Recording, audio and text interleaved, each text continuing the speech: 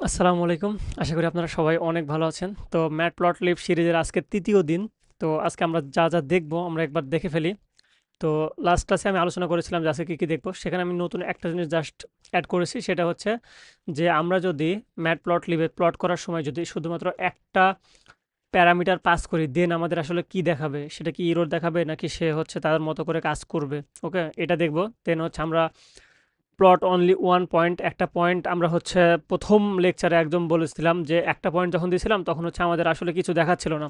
সেটা এখন আমরা হচ্ছে দেখব কিভাবে সেটা আমরা দেখতে পারি।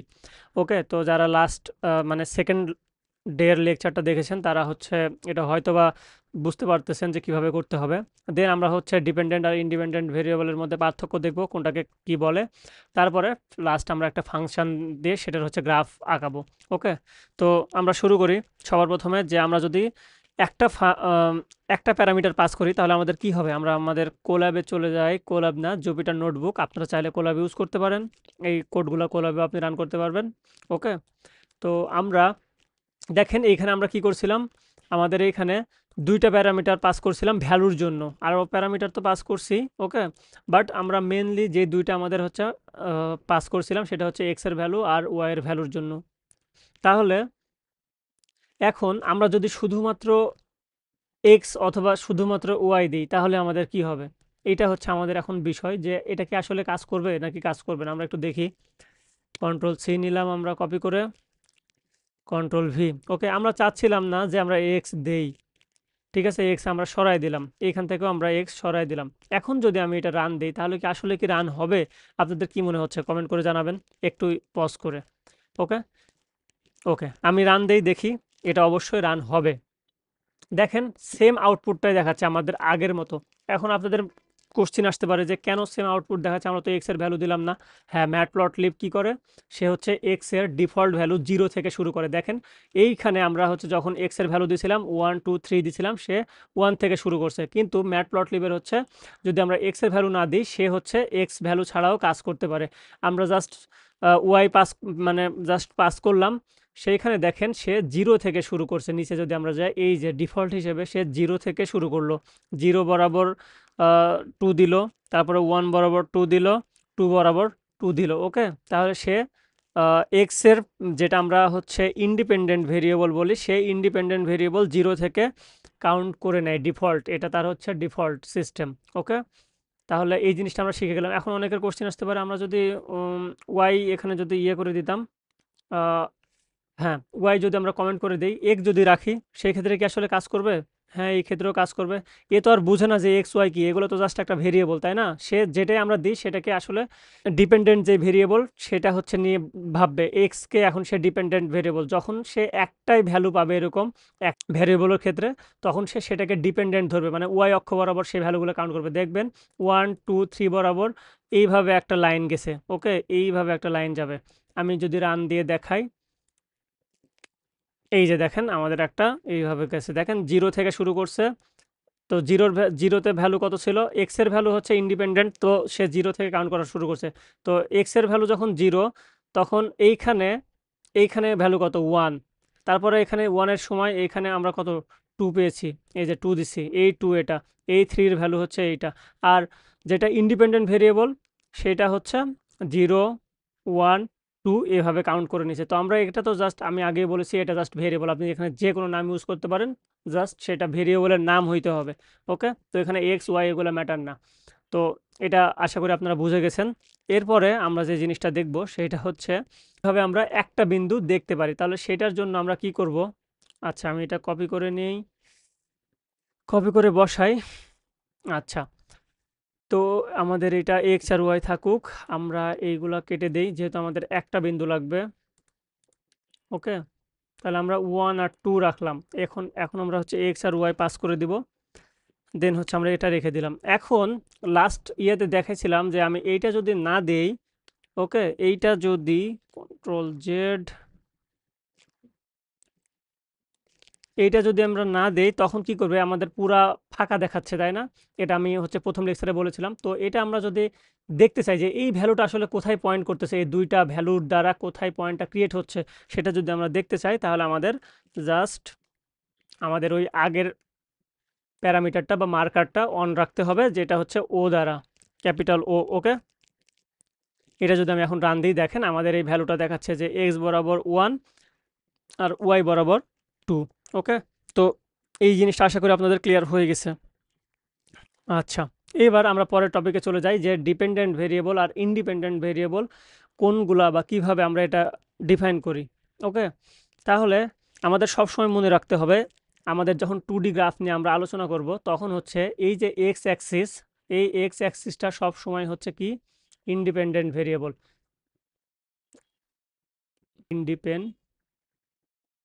Independent variable. আর এক্স কে ওয়াইকে আমরা কি বলতেছি, এটাকে বলতেছি ডিপেন্ডেন্ট ভেরিয়েবল, ডিপেন্ডেন্ট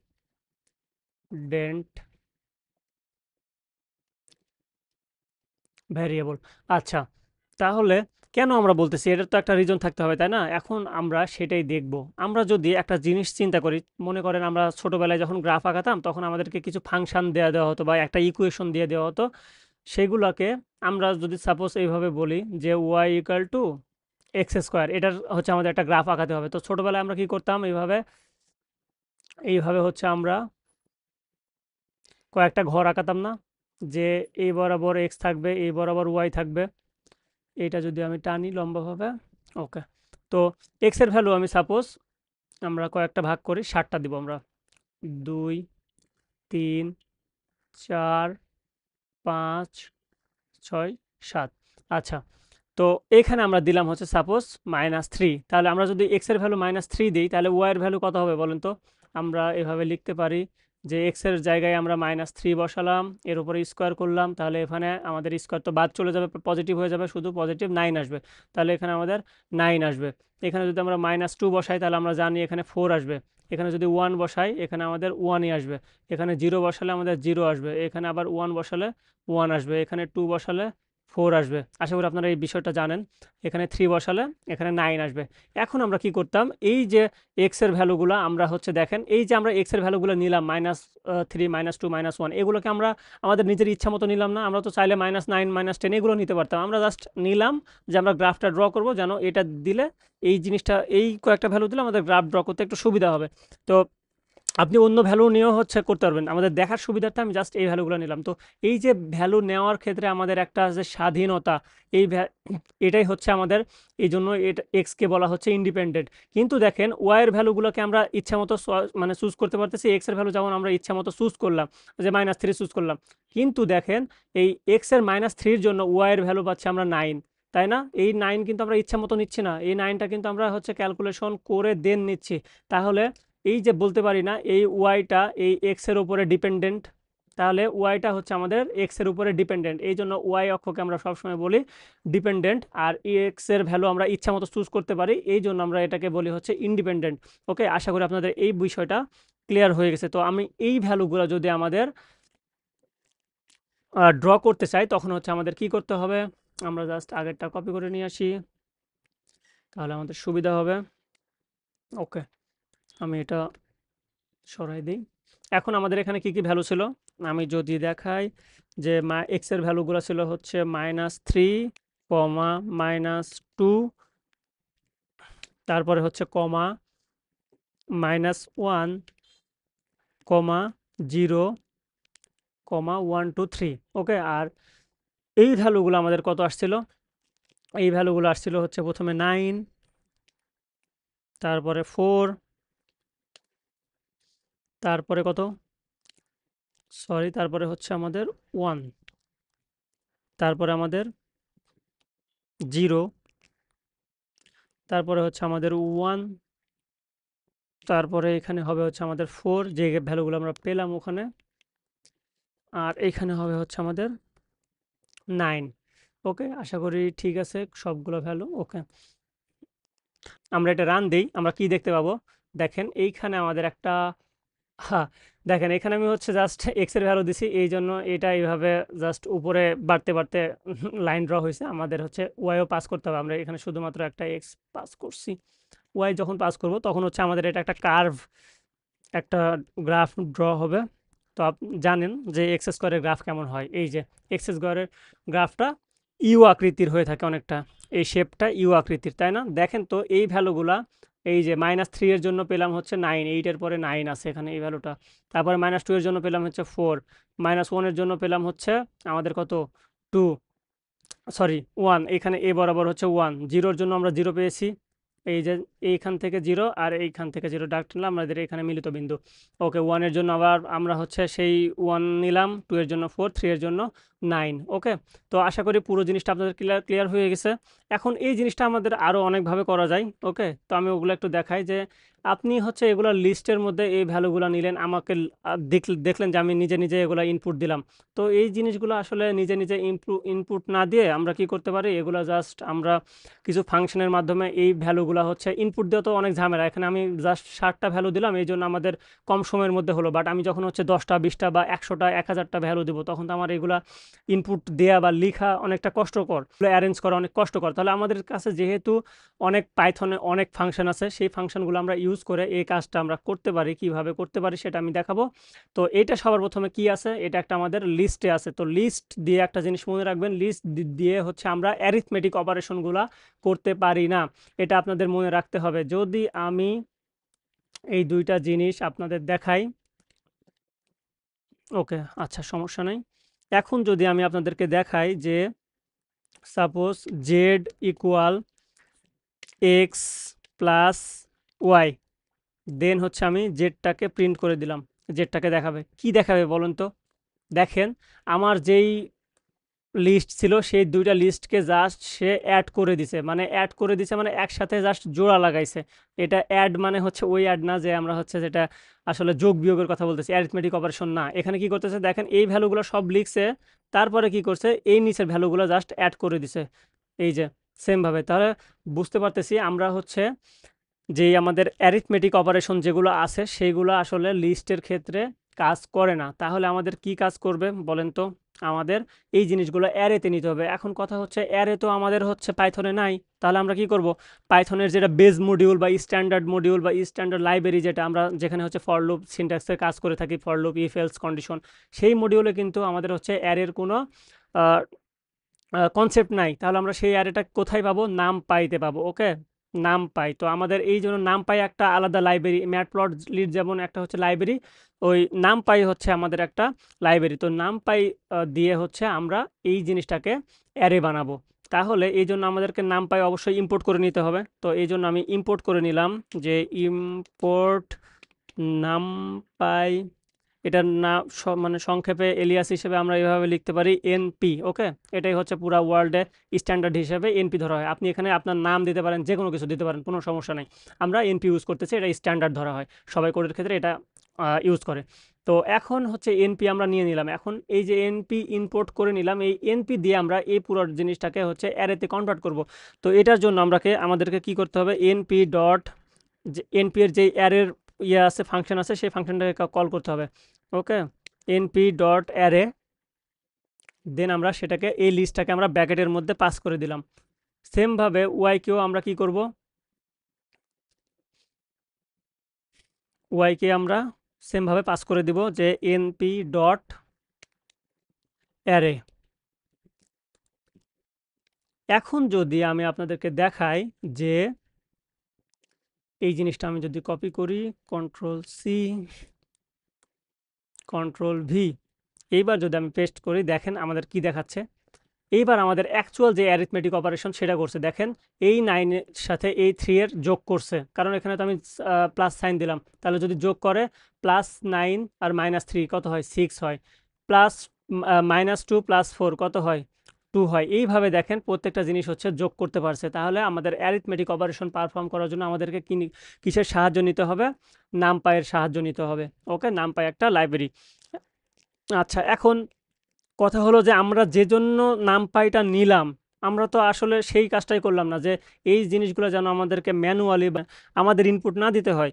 সেই জন্য আমরা নিলাম যেন সহজে কোনো ফাংশন দিয়ে এই জিনিসগুলো নিতে পারি, তাই না? তাহলে সেই জিনিসটা আমরা কোথায় করতেছি? আচ্ছা, সেই জিনিসটা আমি এখনই করতেছি।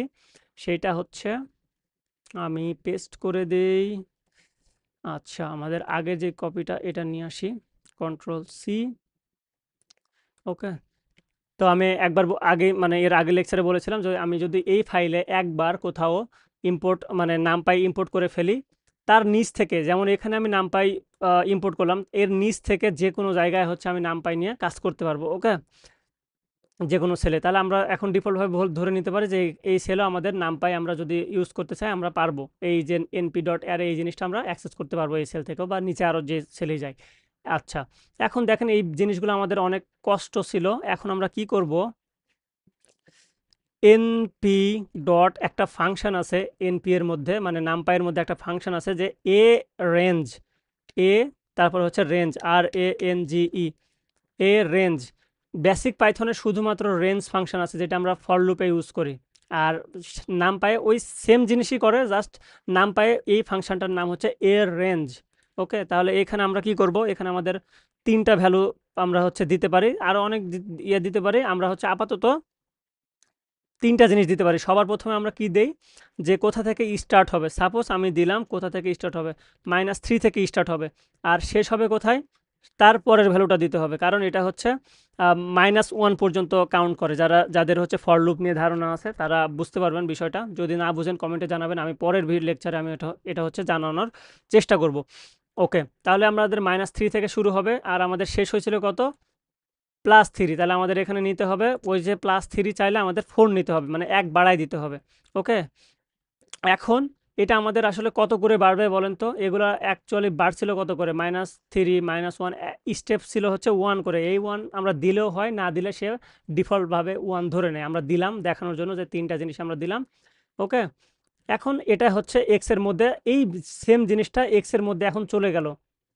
ওকে, এই সেম জিনিসটা এখন এক্স এর মধ্যে চলে গেল, গিয়ে কি হবে, আমি এটাকে এক্স না দেই, এটাকে আমি দিলাম এখন এ, সাপোজ বি। এখন আমি যেহেতু ওই ভ্যালুগুলো পেয়ে যাচ্ছি, এখন আমরা এই ভ্যালুগুলো কেন বসাবো, এই ভ্যালুগুলো আমরা হচ্ছে কিছু কাজ করতে পারবো। সেইটা হচ্ছে আমাদের যে একে আমরা হচ্ছে জাস্ট স্কোয়ার করে দিব, কারণ আমাদের ফাংশনটা কি ছিল, ফাংশনটা ছিল হচ্ছে যে এর যে ভ্যালুগুলো পাচ্ছিলাম সেগুলোকে আমরা স্কোয়ার করে বি এর মধ্যে রাখতেছিলাম বা ওয়াই এর মধ্যে রাখতেছিলাম, এখন সেটা বি হিসেবে কাউন্ট হবে। তাহলে স্কোয়ার কীভাবে আমরা করতে পারি, ডাবল স্টার দিয়ে আমরা আসলে ওই জিনিসটাকে স্কোয়ার করি, double star sign, asterisk sign, then হচ্ছে আমরা 2 দিয়ে দিব। ওকে, এখন যদি আমরা এটা রান দেই তাহলে আমরা দেখতে পাবো আমাদের সেই কাঙ্ক্ষিত আউটপুট, যেটা আমরা অনেক কষ্ট করে ইনপুট দিছিলাম।